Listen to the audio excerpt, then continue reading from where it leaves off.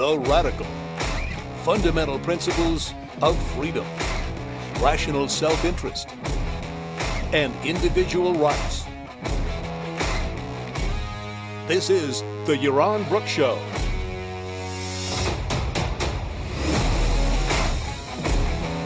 All right, welcome everybody to the Yaron Brook Show on this Monday. Is it Monday? Yeah, beginning of the week.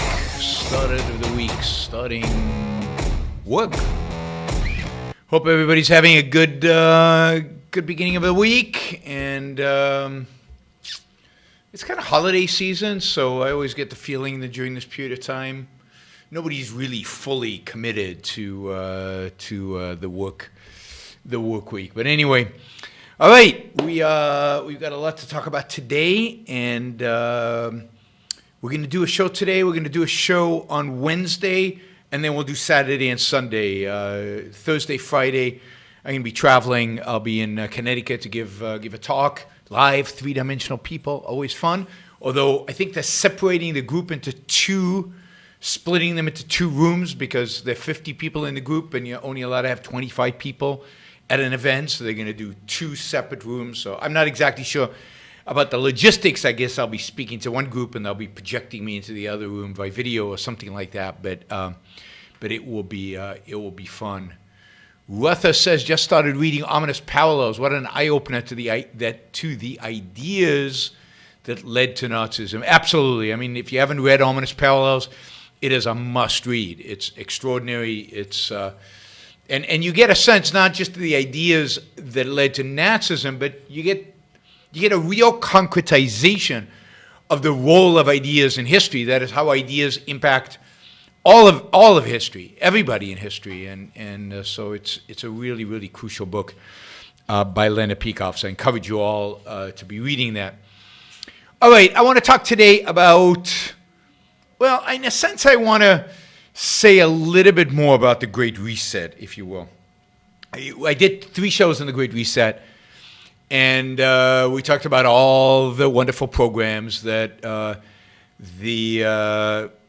leftist elites interested in applying and in really, bringing about, what do we call it, global fascism. I think Alex called it global fascism, but that really is what it is.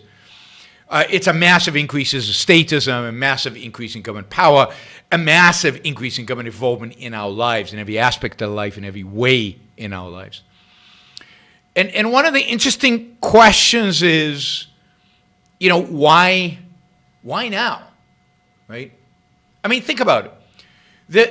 The fascists, the statists, the socialists, all the different varieties of statists, from left to right to middle to everybody, they've been trying to do this for a long, long time. They've been trying to have a great reset. They've been trying to expand the role of government. I think my volume's probably too high. Maybe that's better. I think that was too high. Let's see. All right. They've been trying to scare us into submitting to their solutions to the problem. I mean, think about it. They told us global warming was going to kill us all, and maybe it worked a little bit in Europe, but not totally. And it certainly hasn't worked in the United States. I mean, for most people, global warming is Even the people who think, yes, global warming, we need to do something about it, but not too much, not that. We don't want to go too far. We still want our freedoms. We still want our iPhones. We still want our lattes, and we still want to drive our cars far. So they've tried to use global warming to take over the world, and they haven't been successful. And then they've tried to use inequality. I mean, the world was going to end because of income inequality or wealth inequality. Piketty wrote this big book, and everybody read it, and everybody was panicking, hysteria, and everybody was talking about it, and politicians, intellectuals, the media, everybody talk. And most Americans, at the end of the day, shrugged it off. And in spite of the Democrats attempting to make that a core issue in the 2016 election, and a core issue even in the 2020 election, no, that's not what people voted for. It's not what people voted against Hillary, and it's not why people voted for Biden.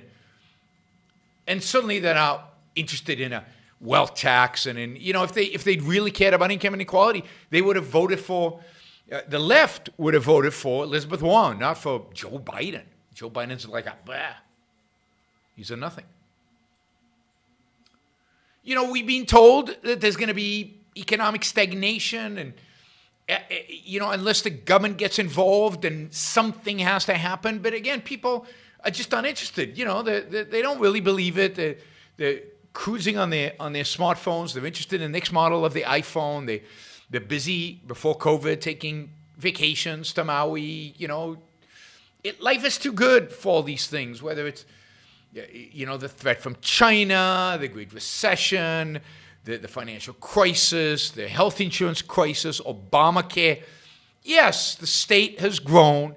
It continues to grow. It continues to slowly take over more and more of our lives. But they haven't been able to take over. They haven't been able to dominate and just destroy all semblance of liberty, even though they want to. And they've been arguing for it, and they've been advocating for it. So in a sense, they've been arguing for a great reset for years, decades. Even 9/11, which, created the surveillance states and massive intrusion into our privacy, and was in a sense the right, the largest reorganization of government, the largest department in government ever, Homeland Security, and all of the mess that created, and all the growth of government and growth of government spending and all of that.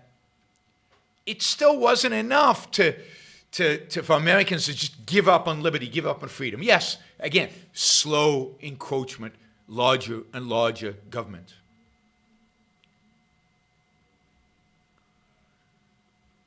But somehow, suddenly, the Great Reset is much more real than it's ever been. It's much more possible, it seems, than ever before. And COVID has caused this.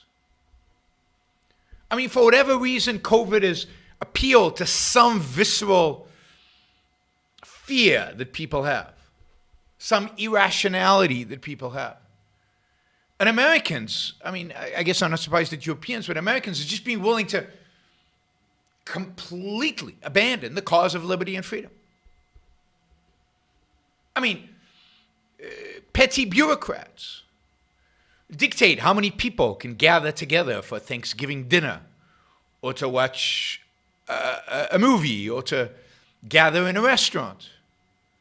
Petty bureaucrats order us, mandate that we wear masks, even outdoors, even when there's nobody around us, even at the beach. Petty bureaucrats tell us you can go, but you go to the beach, but you have to swim. You can't sit on the sand, and you can't stand in the water without swimming. Some government official dictates our behavior on the beach, and nobody cares. Nobody cares. Or very few people seem to care.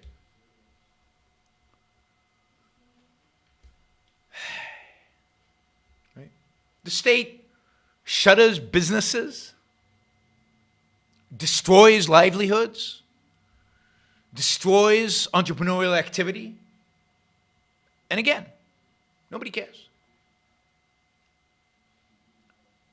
It keeps schools closed, creating massive hardships for parents and for kids, retarding education for these kids by a year, if not more. Because education at home is just not going to be the same, particularly when the parents are trying to juggle the kids and the house and work all, 24/7. And you got kindergarten kids studying online. And we'll get in a minute to mortality rates among kindergarten kids from COVID. The government tells us you can't travel. You can't enter the country. You can't enter certain states without quarantine for 14 days, or without getting a test, or without add the mandates, add up all the things that you have to do because the state, the government, some petty bureaucrat has told you this is what you have to do. And of course, some states, some cities, some towns have lockdowns where you can't leave your home unless you have an excuse, a reason that is okay with the local bureaucrat dictator.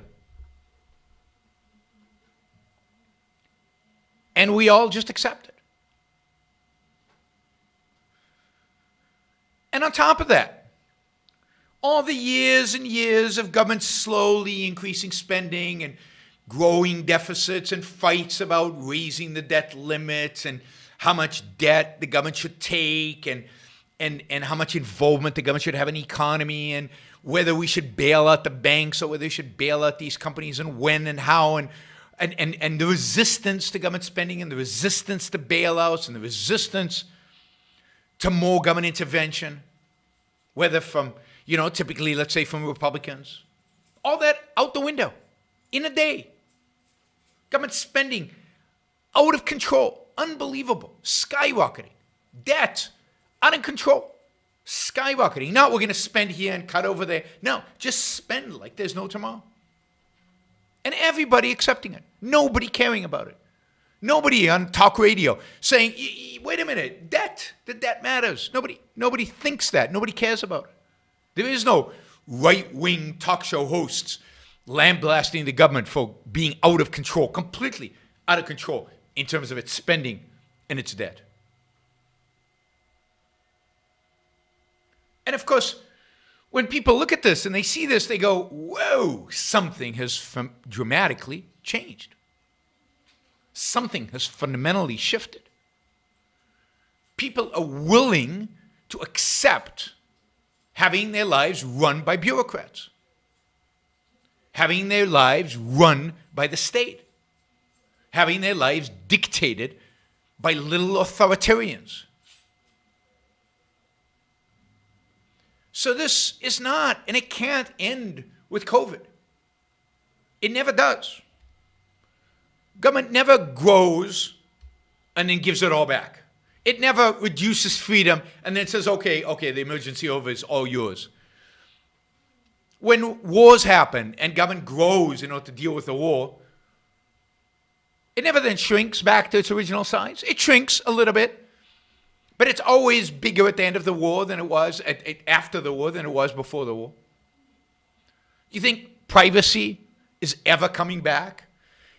You think the NSA is going to be reined in, or the CIA, or all the different defense agencies that are listening in and monitoring your behavior? You think any of that is going to go away once we leave Afghanistan or leave Iraq or engage in any of that?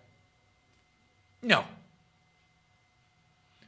And do we really think that mayors and governors and the federal government are going to give up massive spending? Are going to give up the idea that debt doesn't matter?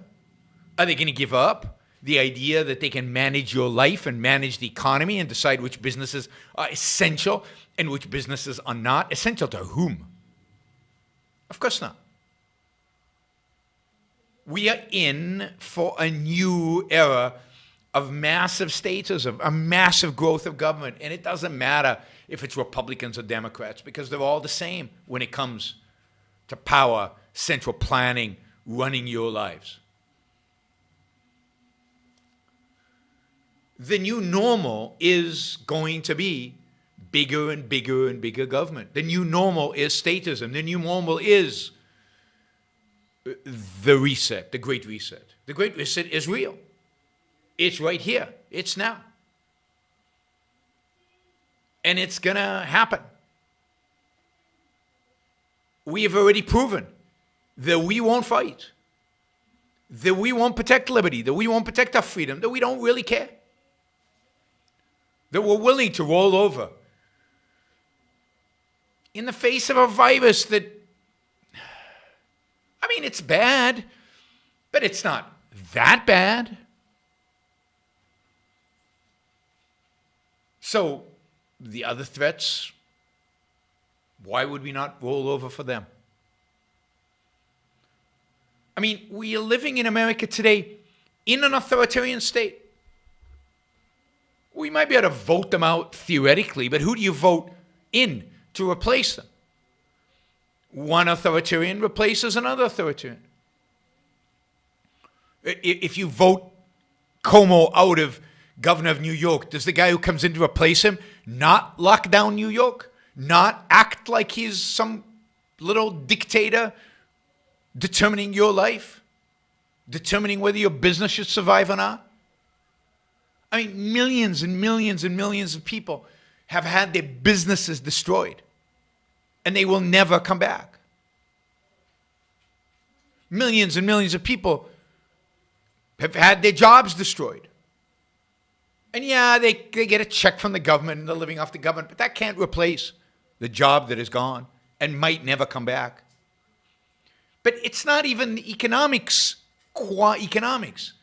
It's again the fact that we're allowing them to do it, that we expect them to do it, that a majority of Americans demands that they do it, wants them to do it, supports them doing it, supports them running our lives.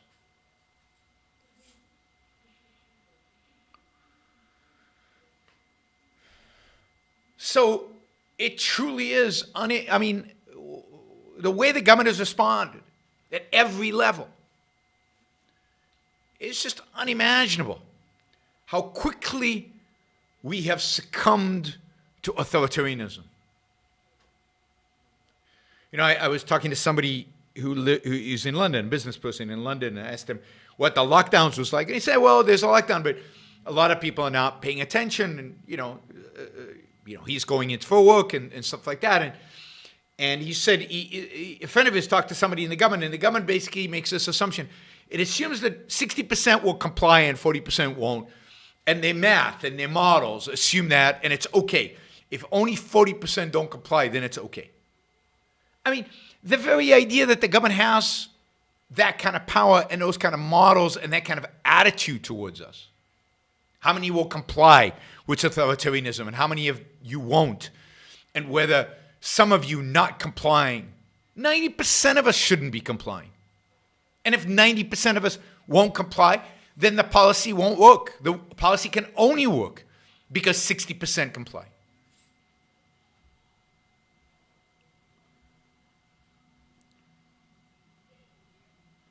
So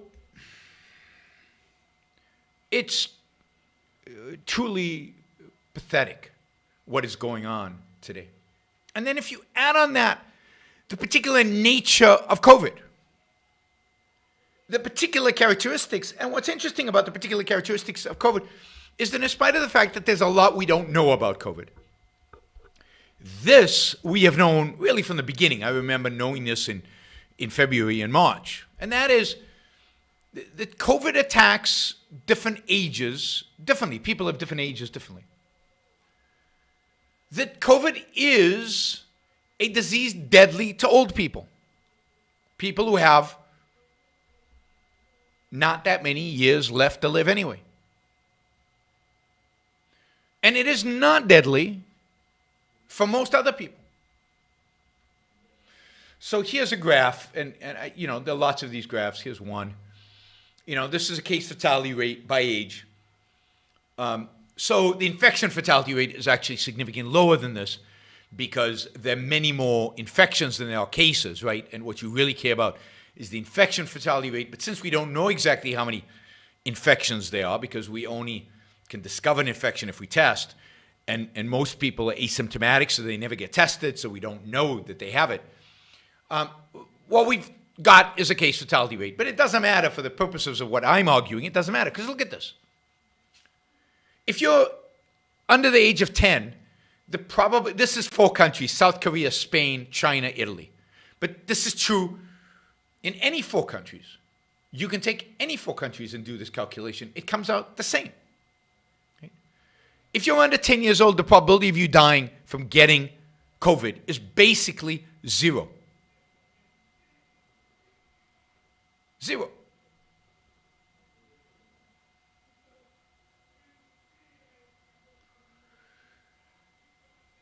So if you are under the age of 30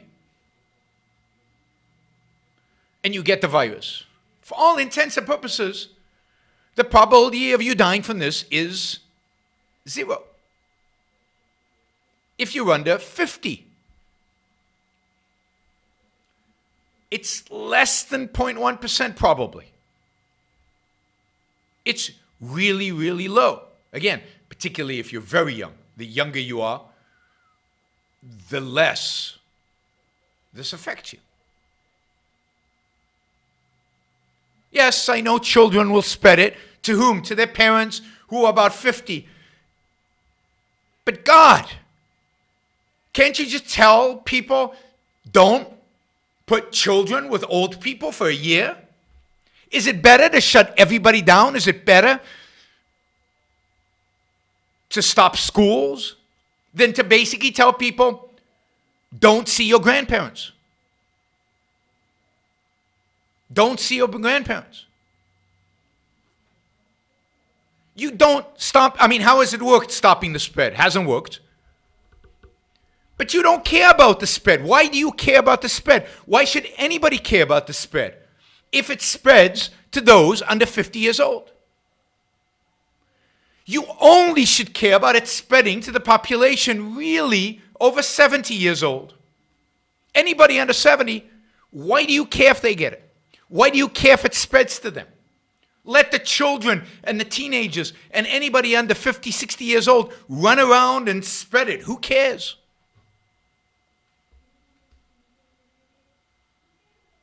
What you care about is old people who can die from it, getting it. And yes, some young people die. Yes, some young people have complications. But if you understand anything about statistics, the number is trivial, insignificant, certainly not worthy of public policy. Certainly not worthy of shutting down businesses, killing people's life savings, destroying jobs, destroying lives, bringing about depression and suicide, and all the consequences of locking people at home without being able to go out. If you're vulnerable, lock yourself at home. Why am I supposed to be locked up? Because you're vulnerable. And even with the vulnerable, even with all the vulnerable in our society, death rates of people under 50 years old, or really under 60 years old, are trivial, minimal, insignificant, including the vulnerable. These statistics don't exclude the vulnerable.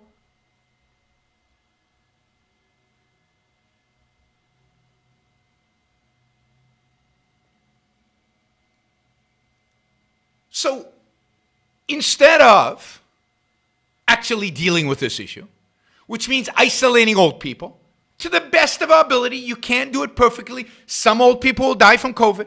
But instead of focusing all our energy on hundreds of millions of people who are young and healthy and have no problems and can handle this disease easily, instead of spending all our resources, all our energy, all our effort, all our money on those people, if we took all that focus, all that energy, all that planning, all that money, and just focused on isolating old people, this would be easy. And you wouldn't have to disrupt the economies of the entire Western world.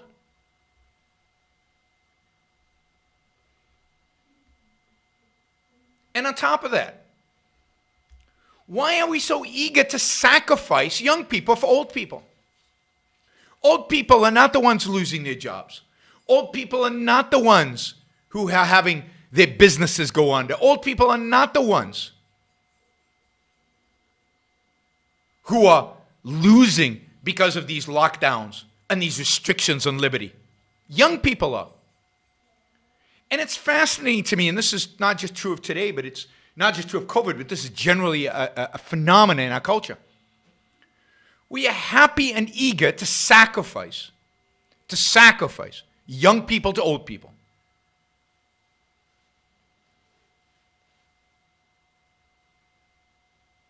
Daniel says, he just wants everyone to be paid to stay home like every other reasonable country. How are those other reasonable countries doing? France, Germany, England.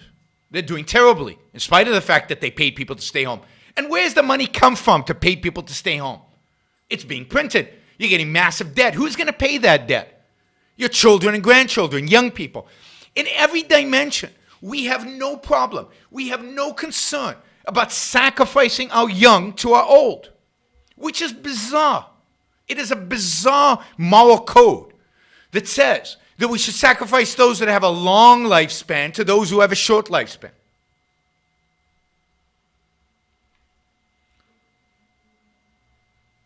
I'm getting close to the risk group, and I'm advocating for this. It is insanity and immoral, a moral travesty that we're allowing the fact that a lot of 80-year-olds, a lot of 85-year-olds are going to die from COVID, allowing that to be justification to destroy the lives of a lot of 20-year-olds, 30-year-olds, 40-year-olds, and 50-year-olds. How can that ever be right? Now, of course, we do that all the time anyway, right? Medicare, we lavish healthcare, end-of-life treatment on the old at whose expense? At the expense of the young.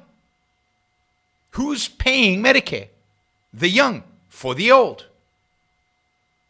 Social Security is a pyramid scheme in which young people pay for old people. And as long as there are enough young people to pay, the scheme continues. Medicare is much worse because Medicare, the old spend 4 times more than they ever paid into the system. Now, okay, these are systems forced on us by government. But COVID, we're embracing voluntarily. Or we're not objecting. Of course, we're not objecting to Medicare and Medicaid either. When are young people going to wake up to the fact that they're being exploited? When are young people going to wake up to the fact that they're being sacrificed at the altar of another month's life or another year's life to somebody as old?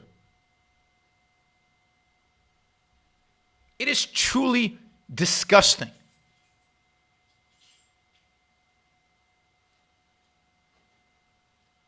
Yeah, well, I'm being told that I'm not using U.S. data. So here's U.S. data. This is U.S. data from New York as of November 29th. But again, this would include all U.S. data. You can just extrapolate from New York to the rest of the country. It's exactly the same. Look at what's going on. This is deaths per 100 population, in the population. Here's what happens from 0 to 17. Nothing. Less than 1 person in 100,000 has died from COVID if they're under 17. I mean, all the way again, 55. 127 people have died out of 100,000. My guess is most of the 127, if not all of them, are those with pre-existing conditions. If you're basically healthy and under 55, the risk of you dying from this disease is 0, or as close to 0 as is meaningful in life. Why you would change your behavior, why the state would require you to change your behavior, demand that you change your behavior, and you just go, oh, okay, what the hell? And yes, I get it, that we're trying to prevent infections, but you can prevent infections by other ways, by focusing on the 65 and older. And look, the real issue is 75 and older. That's where it's get to 1,712 per 100,000 in the population. That's 1.7%. Is that 1.7%? Yeah, that's 1.7%. That's a lot. That's a lot of people. This is dangerous. All of this, that's not dangerous. I mean, maybe a little bit here. But again, if you take out pre-existing conditions, it's basically 0.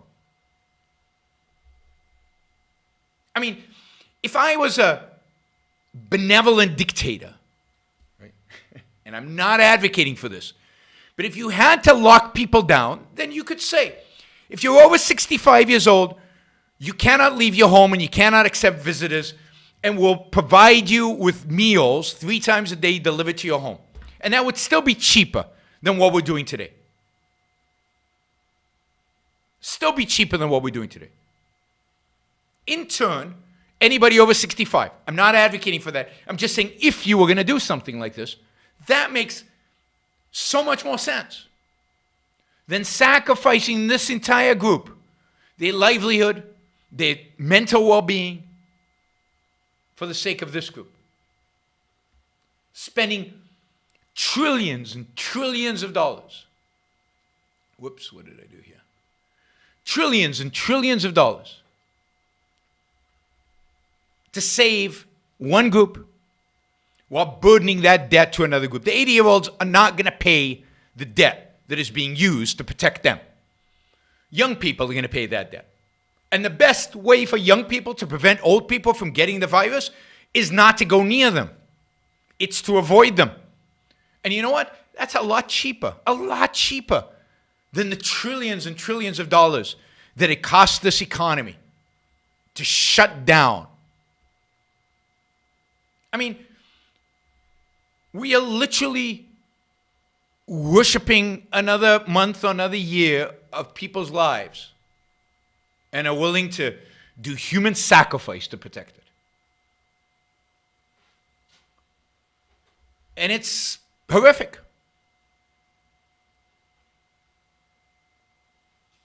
Horrific.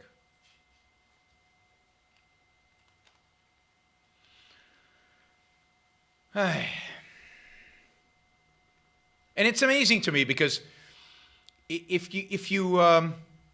mean, part of the reason for this, of course, is that old people vote and young people don't. That old people know what's in their interests and young people, don't really care. And politicians cater to that. But it's more than that. This is altruism taken to the nth degree. This is a culture of sacrifice. And what we've done is we've created fertile soil for more sacrifices. And that's what the Great Reset is going to give us. Sacrifice for nature, sacrifice for the poor in other countries, sacrifice for whatever they decide. And the idea of sacrificing our youth, in spite of, is just insane. Just insane. And of course, all of this, it could have been dealt with home testing, with testing, tracing, and isolating. But that, put that aside. Put that aside. Just the very idea.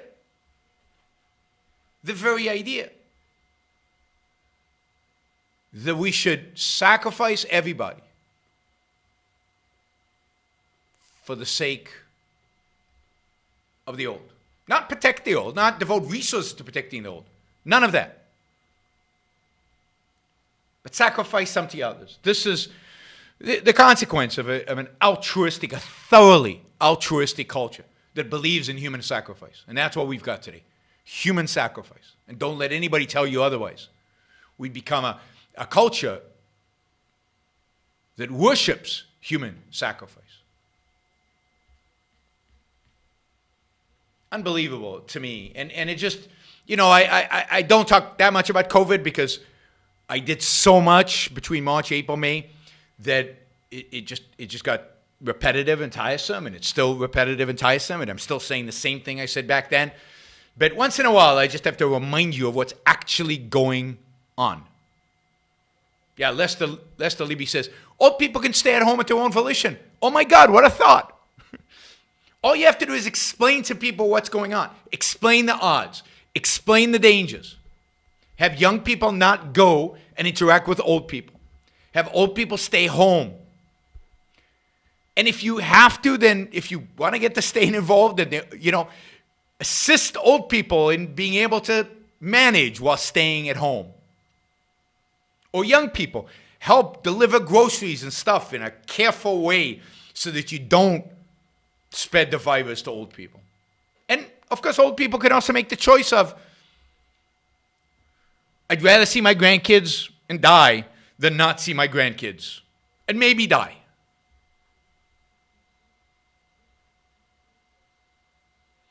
What is the elephant in the room? I don't see the elephant in the room. Gail said something about the elephant in the room.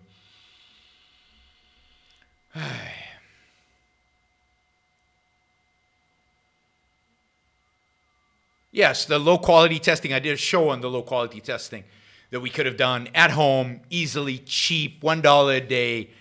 And this would be over. You wouldn't go to see your grandparents unless you got tested and you saw that you were basically, free of the virus and therefore not a threat to them.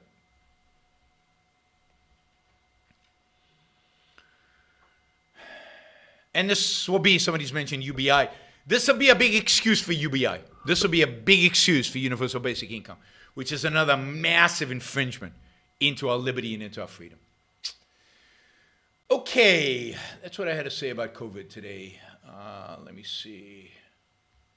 Yes, we're going to do, all right, we're going to switch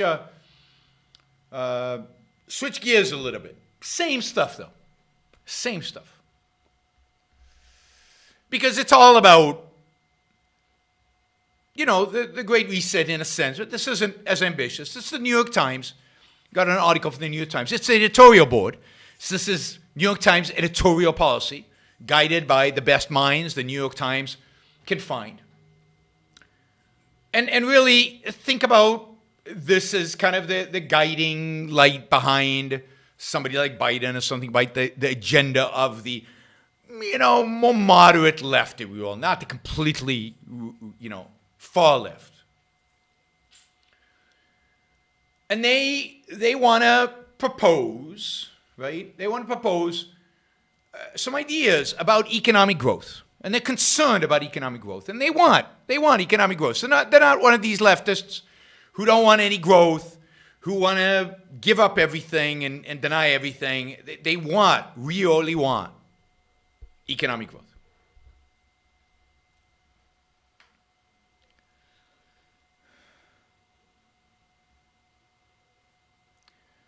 So what do they believe? What does the left today believe leads to economic growth? What should be government policies if we care about economic growth? And what they're saying is, look, the right, conservatives, and this is conservatives' fault that this is the way their views are caricatured, because this is how they caricature their views themselves. They say the right believes that economic growth is driven by lower taxes. You cut taxes, everything will be fine. And they're right. I mean, the one thing that everybody on the right, among Republicans at least, always says, cut taxes, cut taxes. If you cut taxes, things will be great. And of course, that's hugely ignorant. It's not about taxes. It is in the long run, but in the short run, it's not about taxes. It's much more about government regulations, government controls, government spending.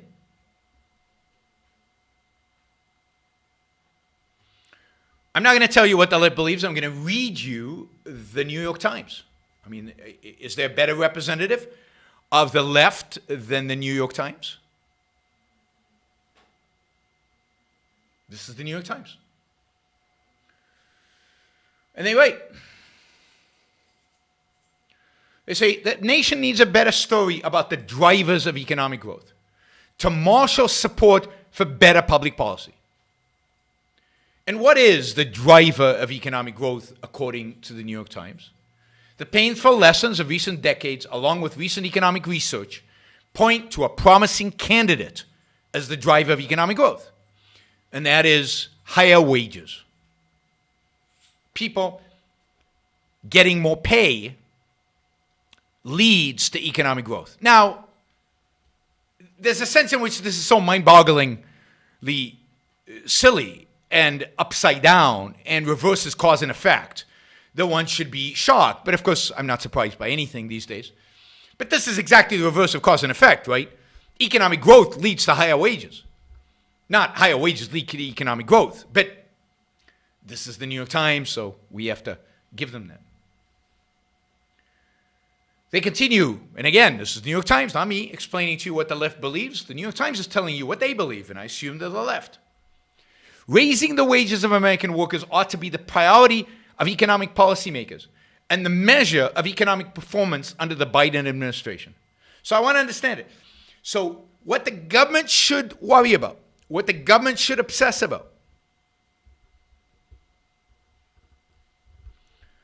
is whether wages are going up.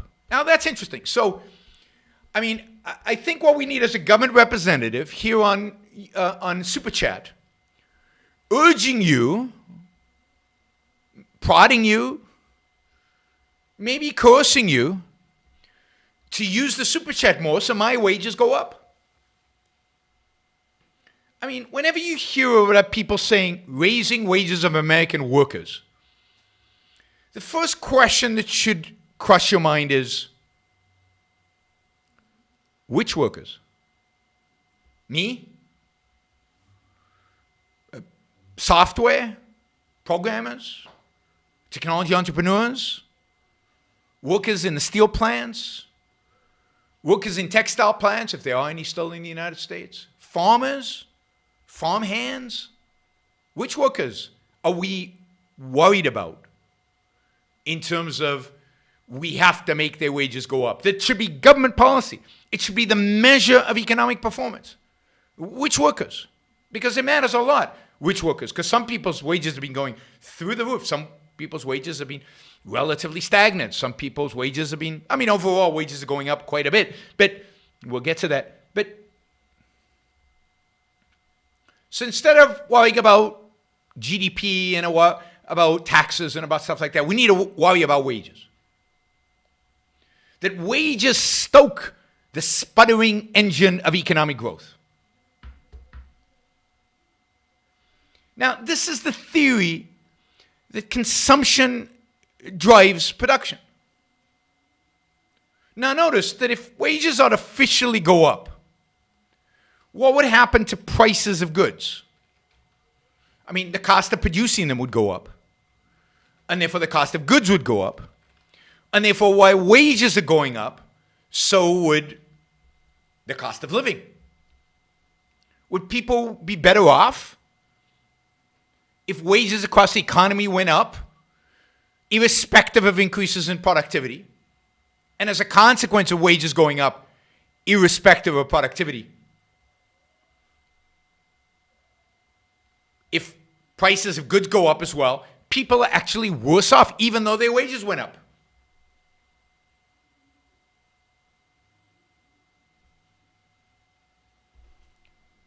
I mean, this is upside down, convoluted, bizarre economics. Now, here's the example they use, which is just insane. The example they use is the famous example of Henry Ford. Henry Ford in 1914 decided to double, they don't even say this, they say Henry Ford's decision in 1914 to pay $5 a day to workers on his Model T assembly line. They don't even say that was doubling the wages. He decided to double the wages of the workers on his assembly line from $2.50 a day to $5 a day. And they write, he did it to increase production. Yes, he did. He was paying a premium to maintain a reliable workforce. Not true. He was paying a premium to maintain and to induce the best, most productive workers to stay at Ford. Believe me, Henry Ford did not hire anybody at $5 a day who did not produce a lot more than $5 a day. And he probably got rid of a lot of people who were producing a lot less than $5 a day. So, Ford didn't do this to raise the wages across the economy. Indeed, if across the entire economy we had artificially raised the wages, doubled everybody's wages, people would have been poorer off because all the goods prices would have gone up. He did it in order to attract the most productive people to his company. The New York Times write, the unexpected benefit was that Ford's factory workers became Ford customers too. No. I mean, generally, yes. workers all across America became Ford's customers because generally capitalism increased their productivity dramatically, and as a consequence, they earned more and more and more, which ultimately allowed them to have enough wealth to be able to afford automobiles. But you see, the problem is that these economists, so they call themselves economists, but they're really not economists. Because this is not hard. This is pretty easy stuff. As the New York Times writes, this is how they understand the economy. Consumption drives the American economy. And workers who are paid more can spend more. Paid from what? Paid from where? And does consumption drive the American economy? I mean, the only way workers can consume is if they work. So the work provides the money to consume. And the only reason there's something to consume is because somebody else does work as well. I mean, an economy is just people trading work. My work for your work. An economy is a massive, a monetary economy, and modern economy. It's just a massive barter economy in which we use money to smooth out the inefficiencies of barter. A modern monetary economy is just me trading my hours of work for your hours of work. What drives the economy is work. What drives the economy is production. What drives the economy are entrepreneurs with ideas who create jobs. Consumption is, yes, the end, but it's not the driver.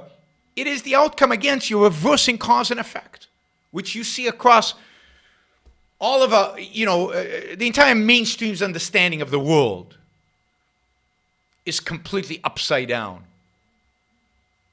Upside down.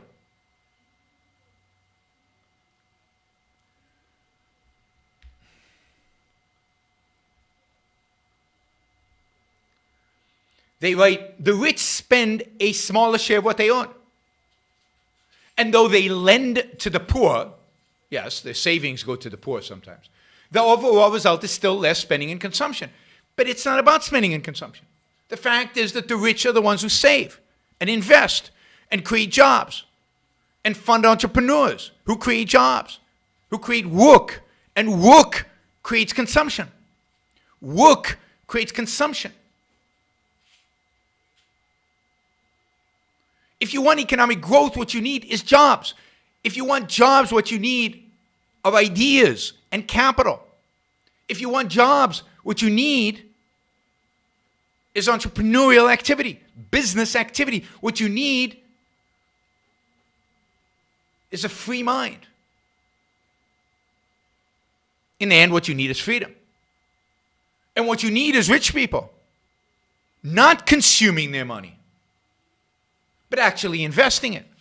And by investing it, creating more jobs, creating more entrepreneurs. And yes, the consequence of all this is much more consumption.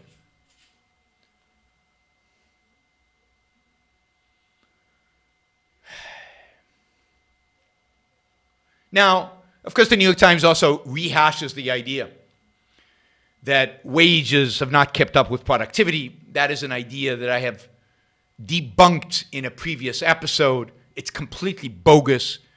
I mean, people repeat it over and over and over again, and they think that if they repeat it over and over again, then it becomes the truth. In this sense, we live in a world of primacy of consciousness, from Trump to the New York Times. They all believe that if they believe it, it'll be true. But it's just not true. And economists have debunked the idea of productivity and wages lagging. It is a fraud. The only way to raise wages is to raise productivity. The only way to raise productivity of labor is to have better ideas and more capital. And the fact is, tax cuts, including particularly the corporate tax cut under Trump, did raise raise wages, particularly wages at the lower end, as I predicted corporate taxes would do. Corporate taxes do two things. They reduce prices. When you cut corporate taxes, you reduce prices and you increase wages, both of which have the impact of raising the quality and standard of living. Corporate taxes should be zero, even in a mixed economy like ours.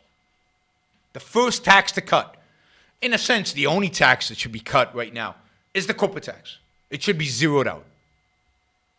The rest of the taxes you have to have in order to fund the government, until you can stop all the other government spending so that you can ultimately reach a point where you can cut dramatically all taxes. They say, they say dismissively that it was, this worldview, the crazy worldview, that tax cuts would drive prosperity, rich people would invest, productivity would increase, wages would rise. All of that has actually happened. But what's at the bottom of this? What do they think drives wages? And they say, yeah, there's some impact of productivity on wages. But more than that, they say, what matters in issues of wages is power. And the fact is employers have more power than employees. Now notice the left has become obsessed with this idea of power. It's what drives critical race theory. It's what drives their support of unions. It's all about power.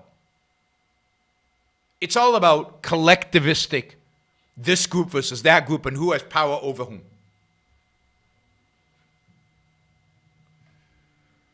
And of course, what they want is to use the state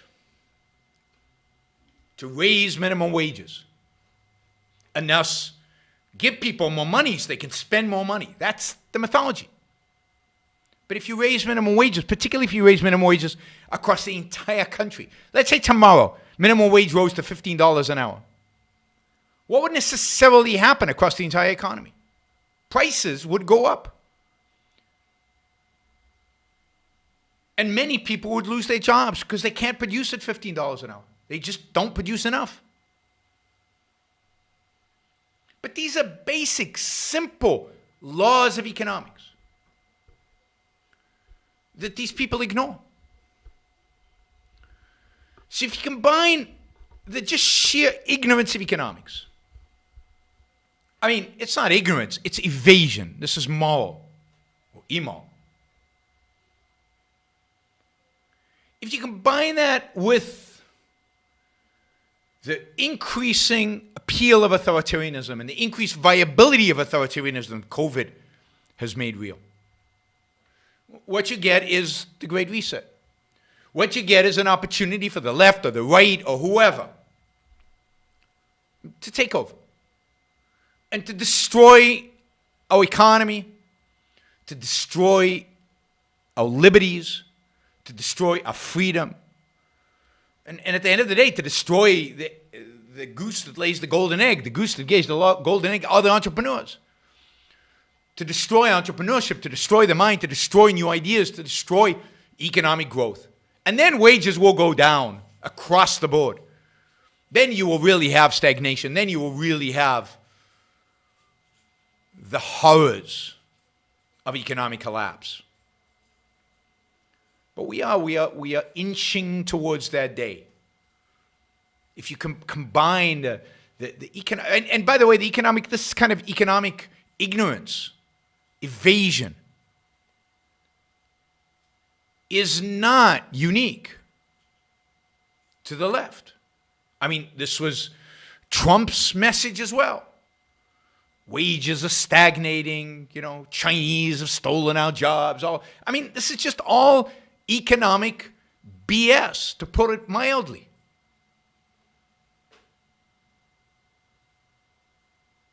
Complete economic nonsense. And it's across the board. And there is almost nobody who questions it. I mean, there are a few economists here and there, but nobody of prominence, nobody in the public sphere, none of these right-wing talk show radio hosts who have massive audiences are questioning any of this. Instead, it's easier for them to turn the Great Reset into a conspiracy theory. No, this isn't a conspiracy theory. It's out in the open. It's out in broad daylight. It's just the continued growth of the state, which, by the way, you on the right have helped make happen.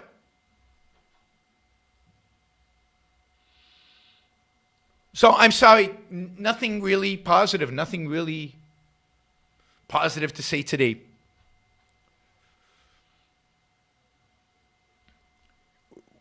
We are, unless we manage to rally the forces of freedom and liberty, we are heading towards an abyss, and we're heading towards that abyss fast. And we have no allies. We have no allies, not in the world of politics, not in the world of prominent spokesmen. It's up to us.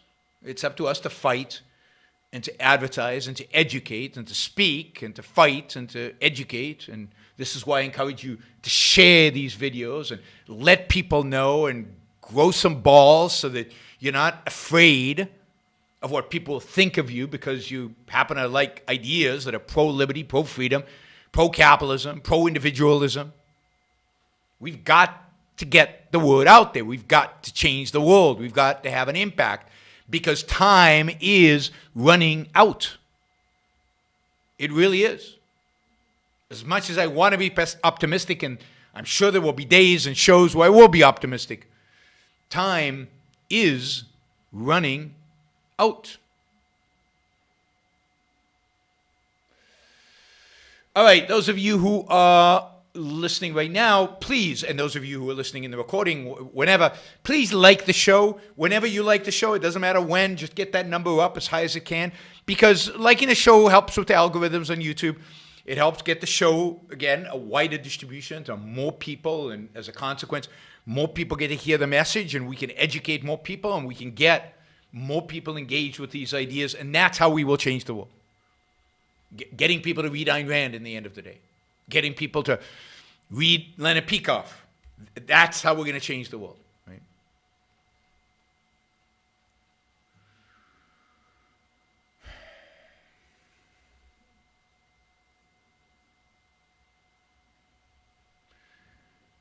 All right.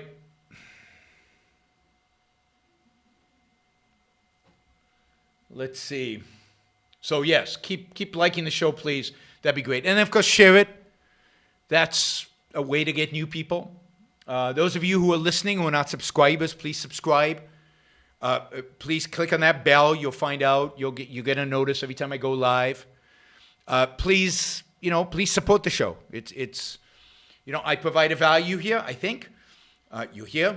You must be getting something out of it. Payment in kind. We're traders.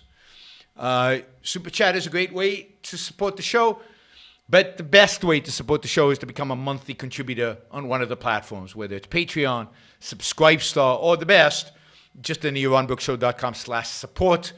That way you can do through PayPal, or if you want, you can use locals as well. So lots of opportunities to be supportive of the Yaron Brook Show and to help these ideas get to a wider audience. We're constantly working to expand the reach. We're spending more money on marketing. We're doing a little bit of advertising on various social media. We're now on Parler, on Minds, on the podcasters out there, and we're trying to get to every venue we can to try to get these ideas the biggest, widest audience possible. All that costs money. All that involves people doing work. You guys make all that possible, and if we're going to grow this, if we're going to make it even more prominent, I need your help. So anything you contribute here goes to the expansion and broadening of the show. As I said, hopefully sometime early next year, we'll also have a nice studio to support that as well. All right, let's see. We've got a bunch of Super Chat questions, so we're gonna jump into the Super Chat questions. And let's see. I think these were the $50 ones. Let me start with those. Wait a minute. I think I might be missing one. Did I miss this $50 question? They've disappeared on me. Okay, let's see. If I missed one, let me know. You're right. Trump is socialism without the political correctness. which is why I'm glad Biden won. I don't think the GOP will nominate someone as nutty as Trump again. They're going to want somebody more predictable that they can control. Maybe. We will see. Unfortunately, I think because Trump won by a small margin, I think the GOP is still, to a large extent, beholden to him, and he will have immense power, at least for the next 4 to 8 years. And so it's going to be interesting. And he is very much solidifying his hold, his grasp on the, on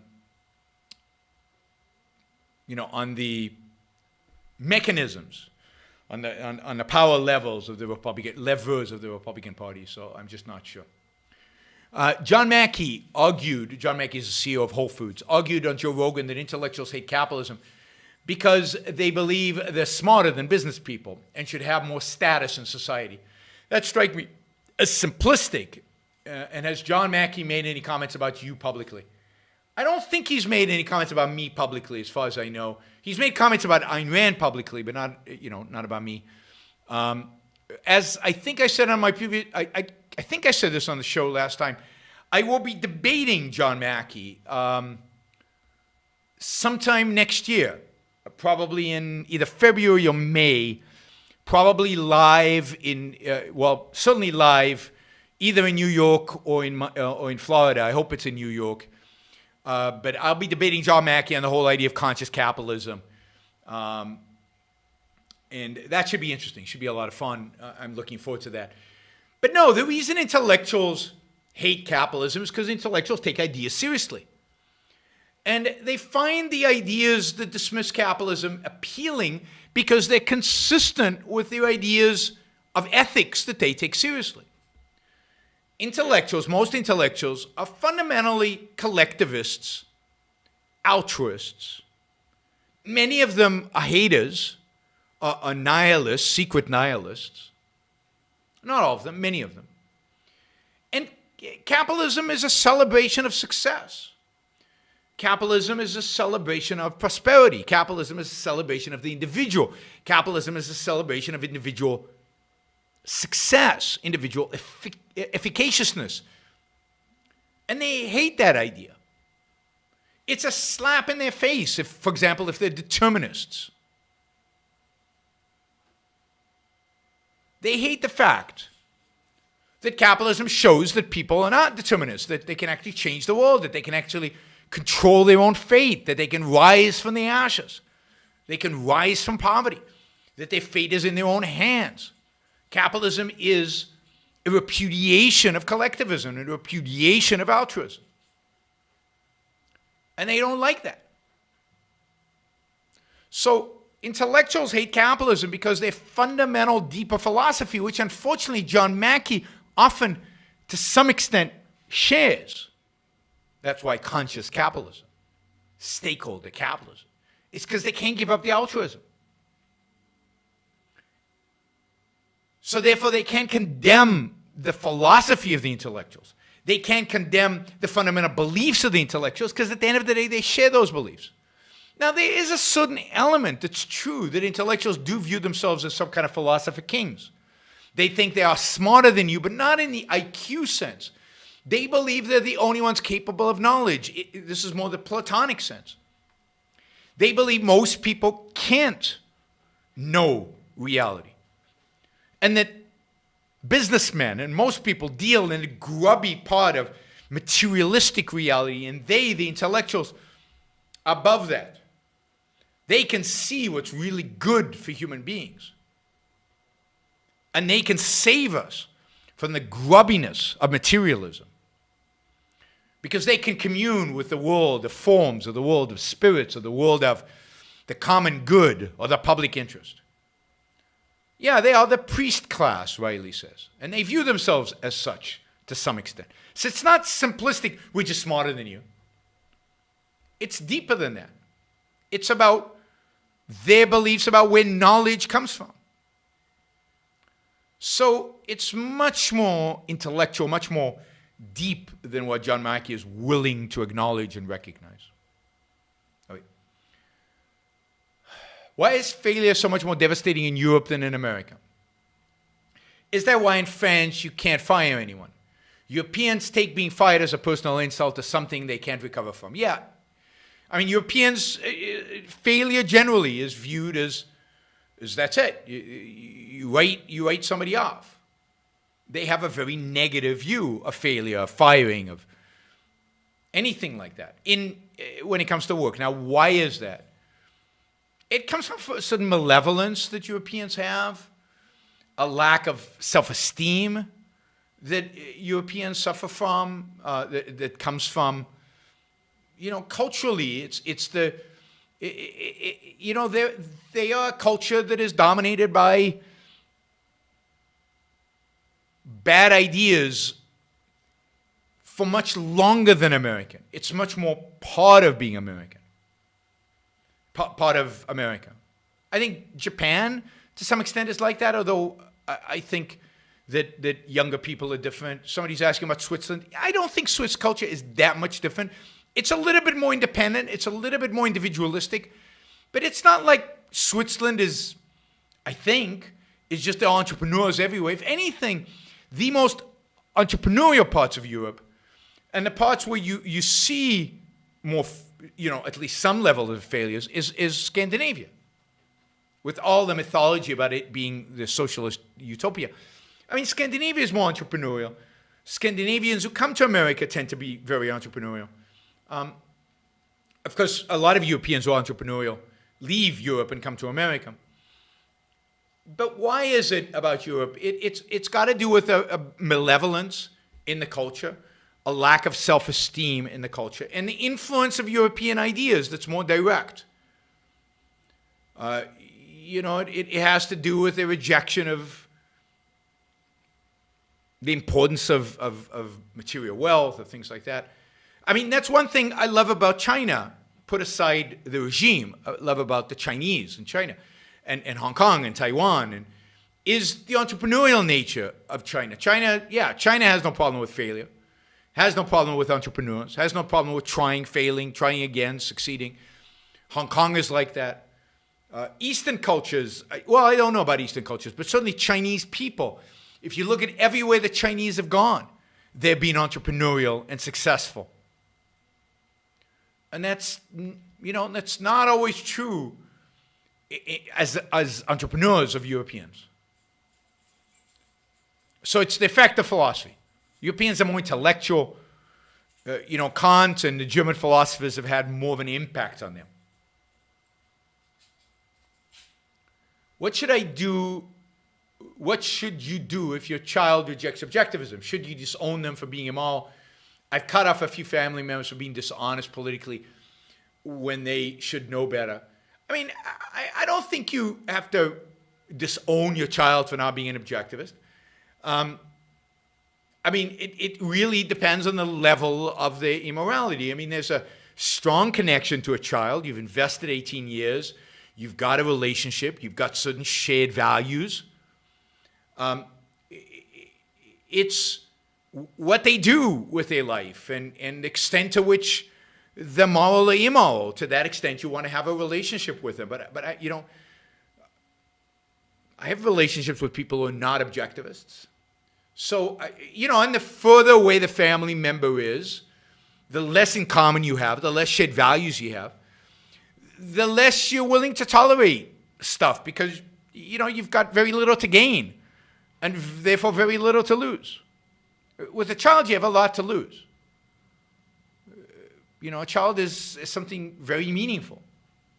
And losing that is a lot to lose, and you have to really consider whether it's worth losing.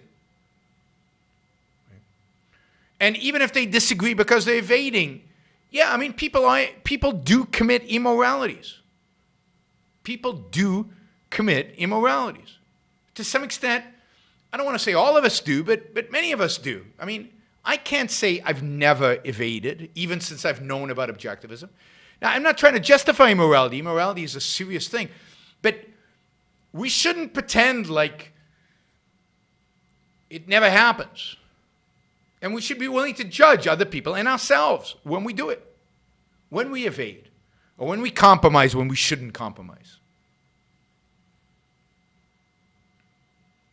So Immorality is a serious issue, but not all immorality is treated the same. It depends on the level of immorality. It depends on how bad it is. It depends on what they do with it. Some people can reject objectivism and still live happy, relatively happy, productive, good lives. Other people reject objectivism and they go completely irrational and completely nuts. And you don't treat the two the same. So it really depends on the concretes of the situation and the values that are at stake. All right, the government decides based on some arbitrary standard what risk they think it's okay for us to have. Yes. They don't get to decide what risks I take. Now, they do get to decide if I'm a risk to somebody else. But then they have to show that I'm a risk to somebody else. Like, they have to show that I'm sick and therefore constitute a risk to other people. But if I'm healthy, I'm not a risk to anybody else. I can't spread the disease if I'm healthy. So they have no claim against me.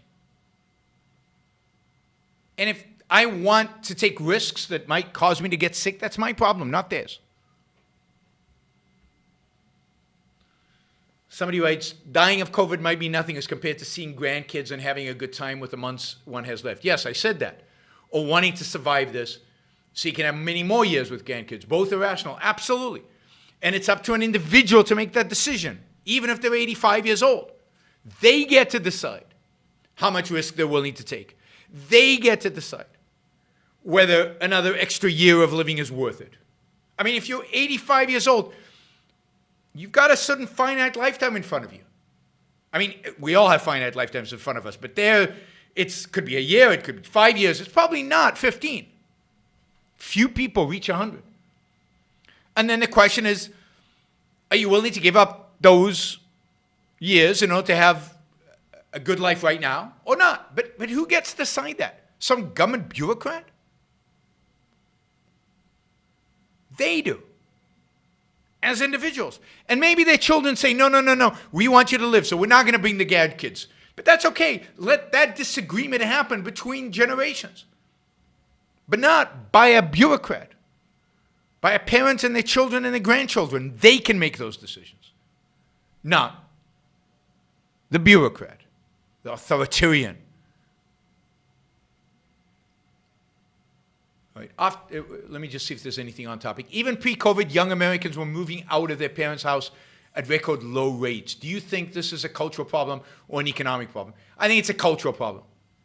I think there are plenty of economic opportunities if you're willing to take risk, if you're willing to stand on your own 2 feet, if you're willing to go out there and figure it out. You don't have to live in the most expensive city in the world. You don't have to, you can go and manage. And you might have to move from where you live to do it. So I definitely unequivocally think it's a cultural problem. Now, does the economic exacerbate it? Yes. In the sense that when there are fewer economic opportunities, the excuses, the cultural excuses are bigger and have more impact. But fundamentally, it is not an economic problem, it's a cultural one. As bad as the economy has been, it's not bad enough to justify people staying. We don't have 25% unemployment rates, even among young people.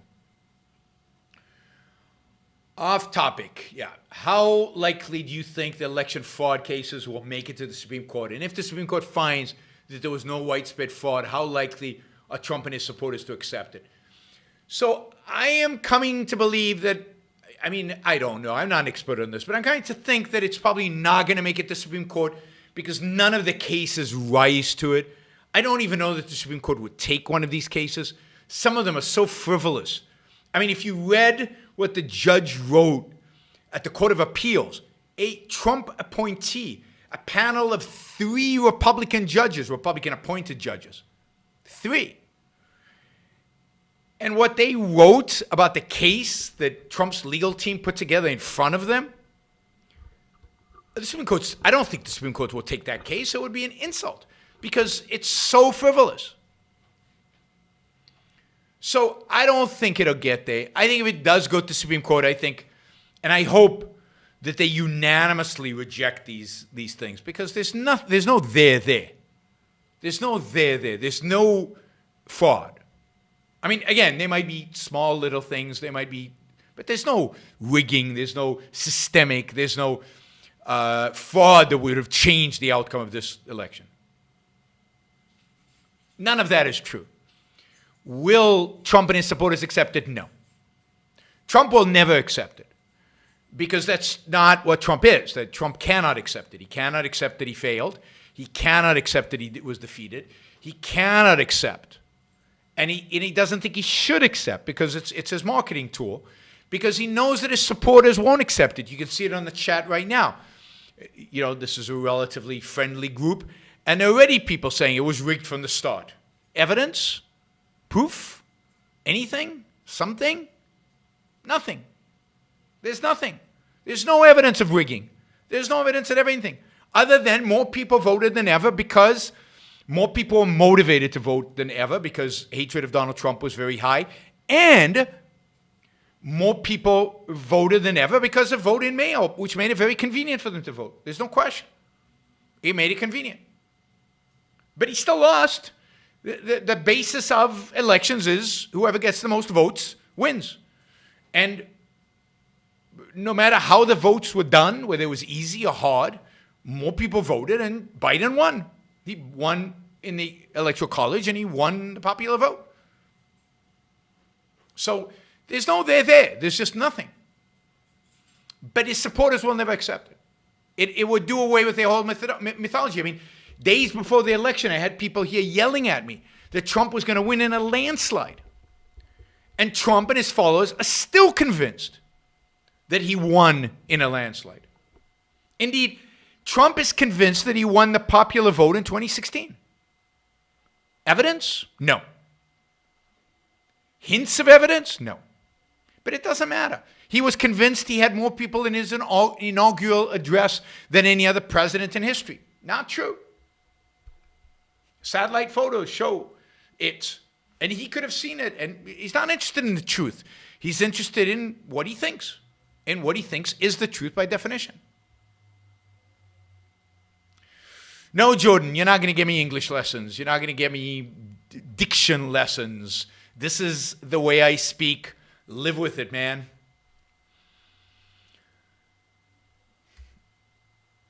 It's good to see people focused on the essentials. Good to see people focused on the essentials. An excellent series of shows recently. Thank you. Would one man, one vote, one tax be a hypothetical ideal worthy of consideration? One vote, one man, one tax. I'm not sure exactly what you mean. Again, I don't think that any system is worthy of consideration other than the system of individual rights, other than a system of limited government, checks and balances, strong constitution, all organized around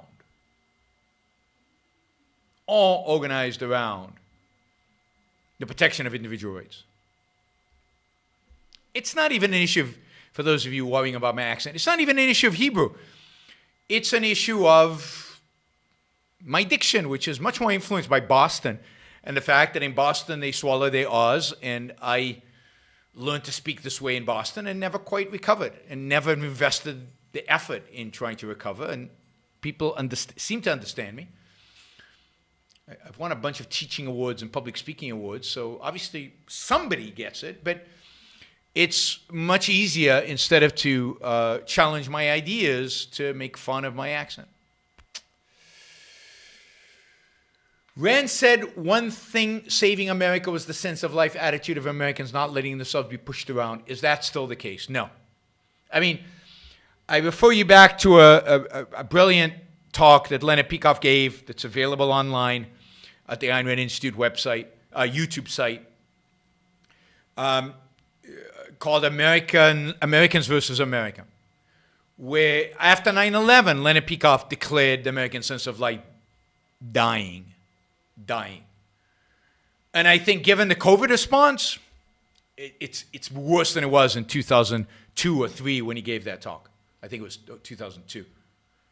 So, yeah, the American sense of life is not well. Is it dead completely? Probably not. Is it close? Yeah. It's not good.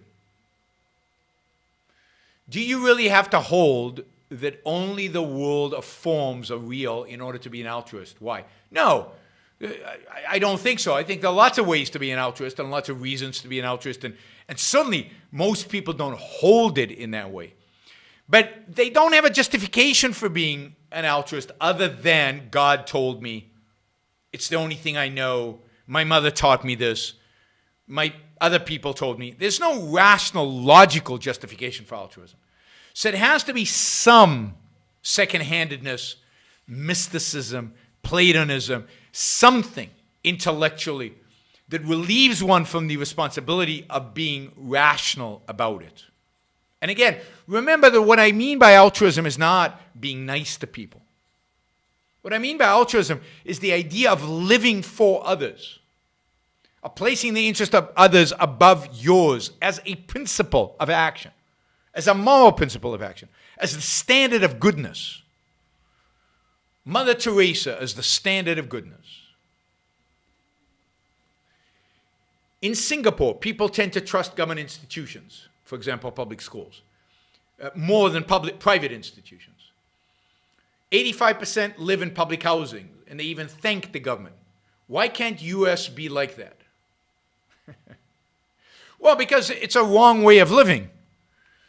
And it can work if you're not a questioning, thinking, challenging human being. That is, individuals who are thinking, challenging, rational, entrepreneurial, who want to change the world, who want to challenge authority, don't want to live in public housing, don't want to be told what to do. Government institutions are institutions of coercion. They're institutions of force. The extent to which the U.S. doesn't trust its government institutions is to that extent the good in the U.S., the positive in the U.S., the good stuff in the U.S.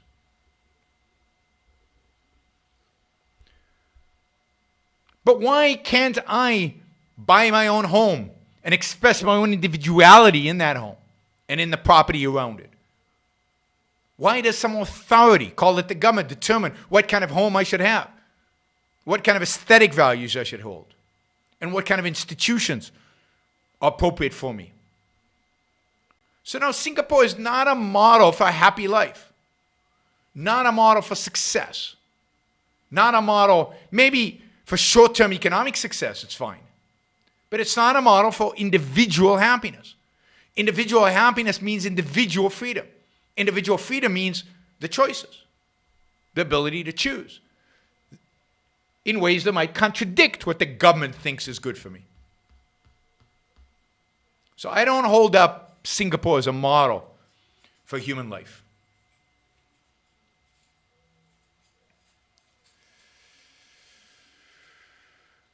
All right.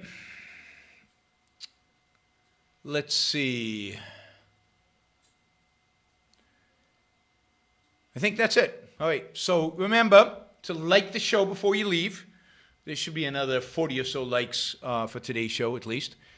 Also, don't forget to support the show in all the variety of ways you can.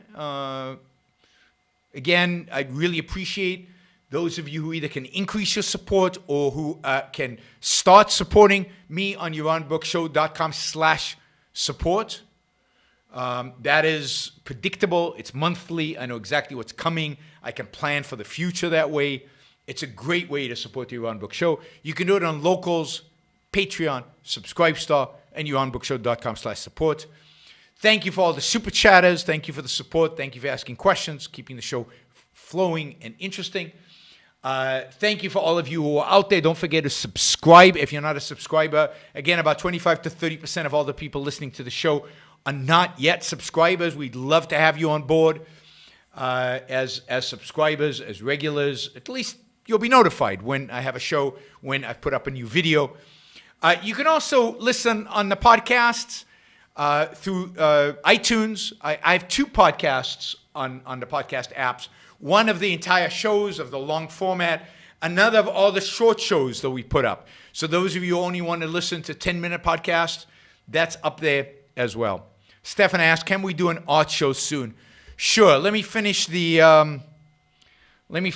ethics series with pride, and then the Christian virtues and values, and or vices, virtues and vices.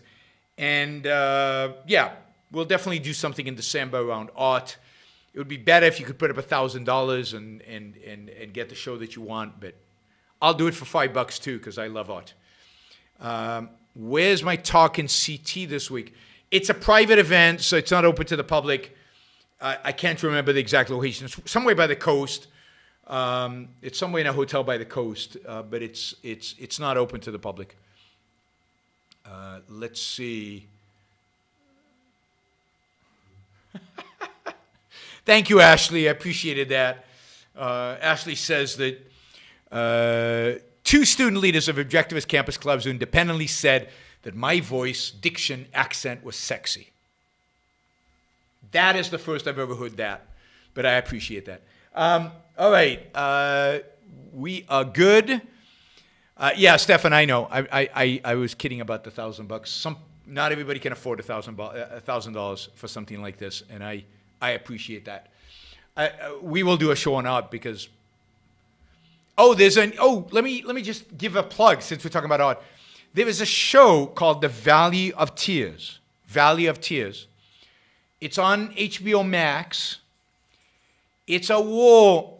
It's a series. It's like a 10-episode, maybe more, series. But it's so if you don't like war, if you don't like violence, you shouldn't watch it because it's very intense. Very intense. It's touched me because it's a war that I lived through. It's about the Yom Kippur. It's an Israeli show. It's in Hebrew with English subtitles. Although it's also being broadcast, it's dubbed. So it's dubbed into English. So if you don't like reading subtitles, you can watch it dubbed. It's super intense. It's based on true events, but it doesn't mimic true events. It's got a slight leftist tone to it in tilt. But it tells the story of the Yom Kippur War from the perspective of the soldiers fighting it in a very dramatic, very intense, very exciting, very violent way as well. So you have to have a tolerance for it. Again, I lived that war. I was 12, and I was in the air raid shelter. And my dad was in the front lines as the reserve. And so I have memories of that war, strong memories of that war. And the series has really brought that. It brought that forward. And it's an interesting show. So, if you don't mind the violence, Valley of Tears on HBO Max. I talked about Queen's Gambit. I really enjoyed Queen's Gambit. I thought it was excellent. I thought it was, the Yom Kippur War was the one that Israel almost lost and suffered huge numbers of casualties on a per capita basis, an enormous number of casualties, almost all of them 18 to 20 years old. So it was a whole generation of young kids who were killed in the battlefield. Queen's Gambit I found fascinating. I thought the acting was brilliant. I mean, that face of hers and the way she used her eyes and her face, just brilliant. I thought the story was fabulous. I thought that her overcoming, I don't want to give it away, but her overcoming her challenges and by force of will, free will, the benevolence, her competitors rallying around her and supporting her, this atmosphere of competition is something that makes you better, that encourages you to be better rather than as an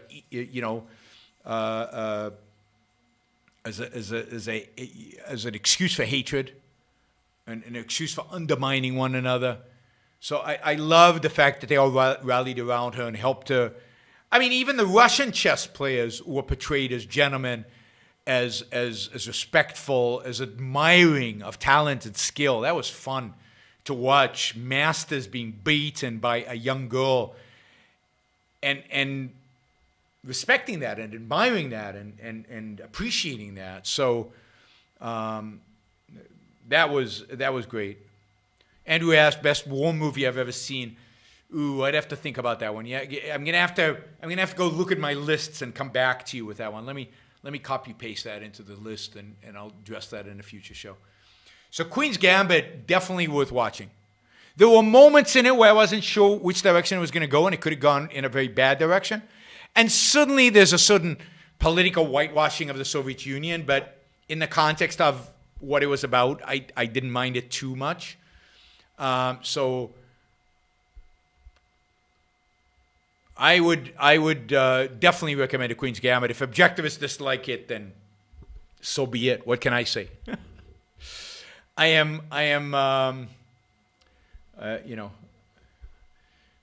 disagree with objectivists on a lot of stuff, movies, particularly art.